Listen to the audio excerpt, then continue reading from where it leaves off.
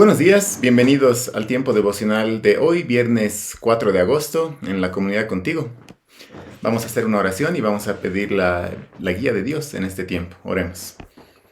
Padre Celestial, te damos gracias por esta mañana y por este tiempo devocional. Te rogamos, como siempre, que tú puedas, por favor, hablarnos.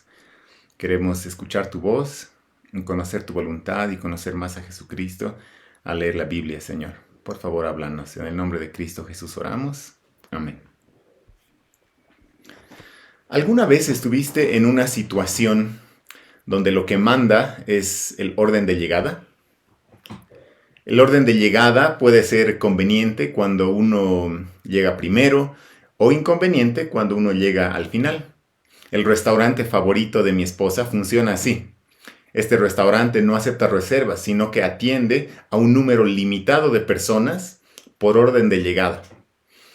Casi nunca tuvimos problemas en llegar a tiempo para hacer fila antes de que abra el restaurante, excepto la última vez que fuimos. Hace unas semanas atrás nos atrasamos y éramos los últimos en la fila. Entonces no pudimos entrar a comer. Tuvimos que esperar a que todos los clientes terminen de comer y que se abra una segunda ronda de clientes para poder entrar.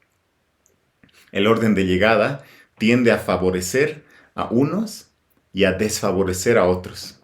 Y es la manera en la que muchas cosas funcionan en el mundo. Pero hay algo que no funciona por orden de llegada, y es el reino de los cielos.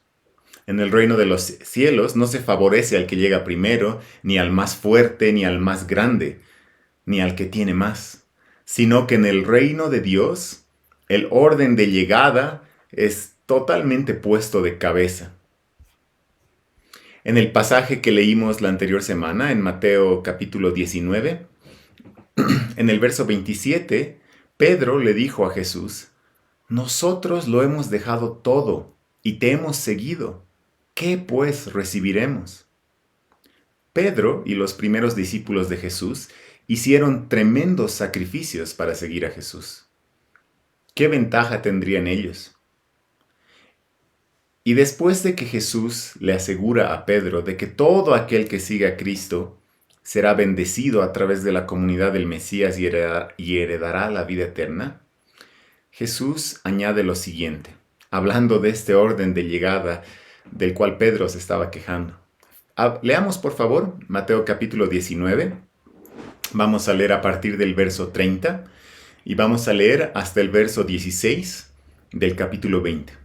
Mateo 19:30 al 20:16. La palabra de Dios dice así: pero muchos primeros serán los últimos, y los últimos primeros. Porque el reino de los cielos es semejante a un hacendado, que salió muy de mañana para contratar obreros para su viña. Y habiendo convenido con los obreros en 1 denario al día, los envió a su viña. Salió después a la hora tercera y vio parados en la plaza a otros que estaban sin trabajo, y a estos les dijo: vayan también ustedes a la viña, y les daré lo que sea justo. Y ellos fueron. Volvió a salir como a la hora sexta y a la novena, e hizo lo mismo. Y saliendo como a la hora 11, encontró a otros parados y les dijo: ¿por qué han estado aquí parados todo el día sin trabajar? Ellos le dijeron: porque nadie nos ha contratado. Él les dijo: vayan también ustedes a la viña. Al atardecer, el señor de la viña dijo a su mayordomo: llama a los obreros y págales su jornal, comenzando por los últimos y terminando con los primeros.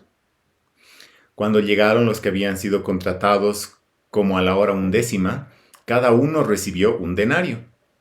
Cuando llegaron los que fueron contratados primero, pensaban que recibirían más, pero ellos también recibieron 1 denario cada uno. Y al recibirlo murmuraban contra el hacendado, diciendo: estos últimos han trabajado solo 1 hora, pero usted los ha hecho iguales que nosotros, que hemos soportado el peso y el calor abrasador del día. Pero respondiendo el hacendado, dijo a uno de ellos: amigo, no te hago ninguna injusticia. ¿No conviniste conmigo en 1 denario? Toma lo que es tuyo y vete. pero yo quiero darle a este último lo mismo que a ti. ¿No me es lícito hacer lo que quiero con lo que es mío? ¿O es tu ojo malo porque yo soy bueno? Así los últimos serán primeros, y los primeros últimos. Los últimos serán los primeros, y los primeros últimos. En el reino de los cielos no vale el orden de llegada que favorece a los que llegan primero y desfavorece a los últimos. Igual que en la parábola, aquellos obreros que llegaron a la última hora recibieron un denario, igual que aquellos que llegaron primero. El reino de los cielos funciona con valores diferentes a los de este mundo. Igual que vimos cuando hablamos acerca del tema de la grandeza, que en el reino de Dios no consiste en ser más poderoso y oprimir a otros, sino que consiste en la humildad y estar dispuesto a ponerse por debajo de otros para servir. Ahora, en esta parábola, vemos que en el reino de los cielos, el que llega primero no tiene ventaja o más bendición que el último, sino que ambos reciben la misma bendición. ¿Por qué? Porque el reino de Dios opera en base a la gracia, no en base a lo que uno pueda ganarse por esfuerzo propio. En la parábola, los obreros se quejaban al hacendado diciendo: estos últimos han trabajado solo 1 hora, pero usted los ha hecho iguales que a nosotros, que hemos soportado el peso y el calor abrasador del día. Ellos se habían esforzado más que los últimos y querían recibir más. Y esa es exactamente la misma queja que hace Pedro cuando le dice: nosotros lo hemos dejado todo y te hemos seguido, ¿qué pues recibiremos? Pedro se esforzó mucho, pero en el reino el esfuerzo no es lo que cuenta. En la parábola el hacendado no hace ninguna injusticia, sino que él soberana y amorosamente hace como bien le parece con sus bienes, al bendecir tanto a los últimos como a los primeros, sin favorecer a los que tal vez se habían esforzado más. ¿Qué aprendemos de esto? ¿Qué implica para nosotros hoy como cristianos? Primero, al entender y reflexionar acerca de esto, al entender que el orden de llegada y el esfuerzo humano no son lo que prima en el reino de los cielos, esto debe llevarnos a descansar en la gracia amorosa y soberana de Dios, quien a través de Jesús nos da toda bendición espiritual que nosotros no hubiéramos podido obtener por nuestro propio esfuerzo. Y además debemos descansar en la gracia de Dios al entender que las bendiciones de Dios no dependen de mí. Las bendiciones de Dios no dependen de lo que yo pueda hacer o de cuánto esfuerzo pueda poner, sino que dependen de Jesucristo y de lo que Él hizo, porque yo no podía hacer lo que Jesucristo hizo. En segundo lugar, esta reflexión debe llevarnos a hacer morir todo sentido de superioridad que haya en nosotros.